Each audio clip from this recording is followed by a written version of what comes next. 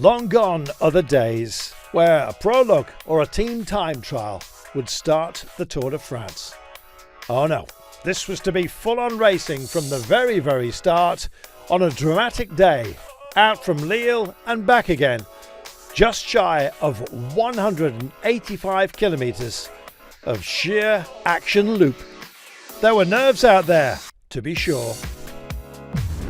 Start is just a few minutes away. Got Tadej Pogačar just behind me, but of course today is all about the fight for the yellow jersey. It's a sprint stage. The last time a sprinter took the yellow jersey was in 2020, but the general atmosphere that it's not just going to be the sprint that is stressful. It's very windy out there. They're expecting a very, very fast day.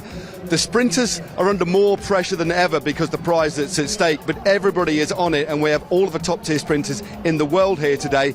But don't just expect action at the end. That's the word on the street. Expect action out on the road in what will be one of the most stressful days of the Tour de France. Well, we all lined up. The great and the good were there. Not only the GC favourites, but all of the national jerseys taking part in this race, some of which have only just been won. Time to go to the office then for our pro cyclists. 3 climbs along the way, an intermediate sprint, all to be looped back to our starting city of Lille. At the top of each of the mountain tests, just one solitary point, which made it all or nothing for those who are hunting down a polka dot jersey. But a yellow jersey was in the offing for whoever crossed the line first today. Christian Prudhomme called us to order, and it didn't take long, just a few hundred metres indeed, before we had our breakaway of the day. Benjamin Thomas was up the roads, Labarre was there as well, Rush, Amirai and Verchères. Well, Amirai, the newly crowned French time trial champion, part of the engine room. Further back, things looked a little relaxed as the gap went up to just over 2 minutes. And then, of course, the wind began to play a part. It caused nervousness in the chase. The gap hadn't fallen at this point. The crowds were out in force, screaming them along the line. I imagine just wincing in pain as well. Anybody who witnessed this. Pippo Ganna down and sadly out after about 5 or 6 visits to the car, falling upon his back and possibly the radio, just working on a rib out there. Well, Tadej Pogačar had called for safety. He wanted his team, UAE Team Emirates, to be at the front. There were plenty of other big names for the general classification who were mob-handed in the safety zone, and as a result they almost accidentally caught the breakaway. Some big names were struggling off the back, just trying to stay with the pace. Lenny Martinez was one of those. Our breakaway caught. One climb already decided, and Benjamin Thomas had taken that point. Next up was an intermediate sprint. Little trek with a perfect delivery of Jonathan Milan for that, but hands off the bar as well. It was for Jasper Philipsen, who just wanted to remind Brian Coquard, who was in the frame, that he also had ambitions here. So we wait to see if there would be any sanction for such moves. Normally there is. Then everything calmed down. All fair in love, war and sprinting, it seemed. And then that temptation for Mathieu Verchères to go off and up the road and try and equal Benjamin Thomas, who'd already taken, of course, the first mountain point.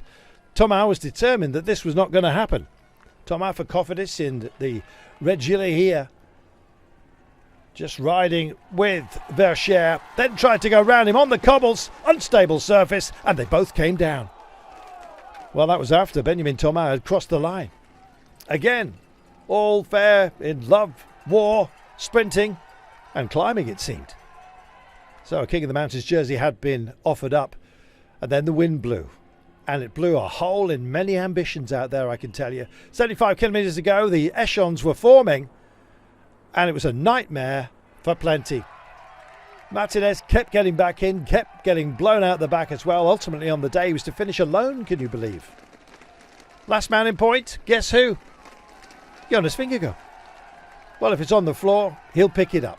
1 point in the King of the Mountains competition for one of the prime favourites for this race.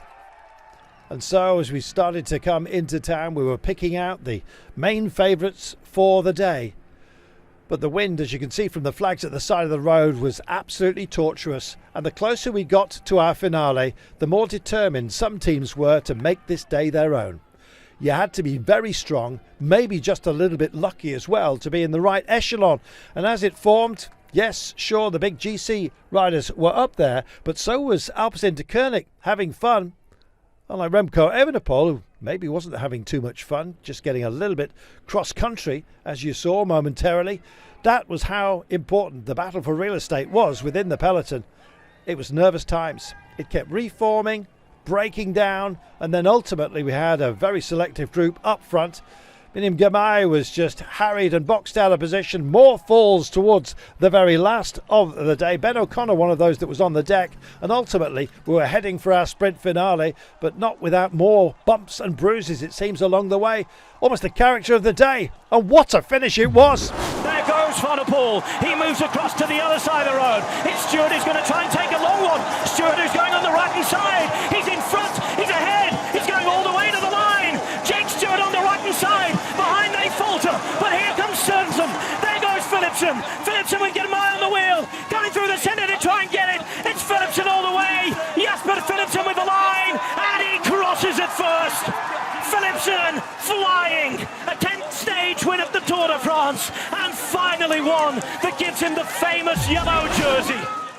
Well, you can only play the cards that you are dealt, and that was a masterful performance out front, and some big gaps for those who would, under normal circumstances, without the wind, have very much been part of that finale.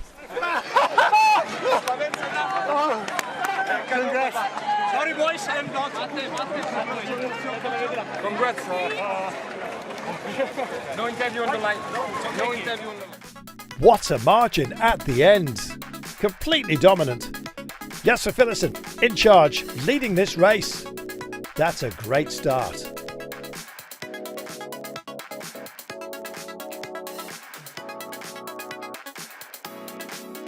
And there it is, Philipsen took it ahead of Girmay, Van Scholl, Turgis, Trentin, Russo, Penaway, Jorgensen, Meyerhofer and Watson. This 10th victory is something I never will forget, and just a team performance, it's incredible. I think we were there all day. Was very nervous, but we know, today it just has to be our day, and we have to be in the front. And we were there in the split. The team did amazing, and in the end we just could use our strength, be there, and finish it off. Leading the race by a margin of 4 seconds, due to, of course, the bonuses factored in at the line. Looking very good in yellow. What a nice feeling. And what about tomorrow?